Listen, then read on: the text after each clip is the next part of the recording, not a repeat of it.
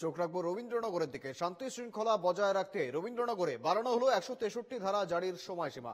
আগে 16 জুন পর্যন্ত কার্যকর করা হয়েছিল 163 ধারা, সেই সময়সীমাকেই বাড়িয়ে 26শে জুন পর্যন্ত করা হলো। এলাকায় মাইকিং করে জানালো রবীন্দ্রনগর থানার পুলিশ।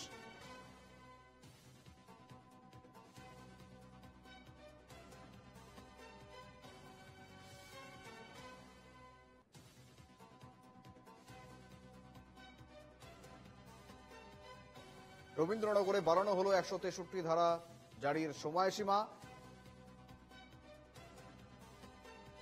এবং এলাকায় পুলিশের পক্ষে মাইকিং করে জানানো হয়েছে এই কথা।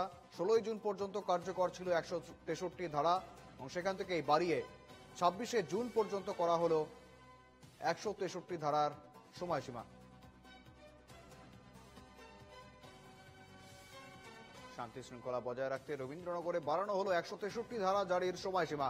আগে 16 জুন পর্যন্ত কার্যকর করা হয়েছিল 163 ধারা, সেই সময়সীমাকেই বাড়িয়ে 26শে জুন পর্যন্ত করা হলো। এলাকায় মাইকিং করে জানালো রবীন্দ্রনগর থানার পুলিশ।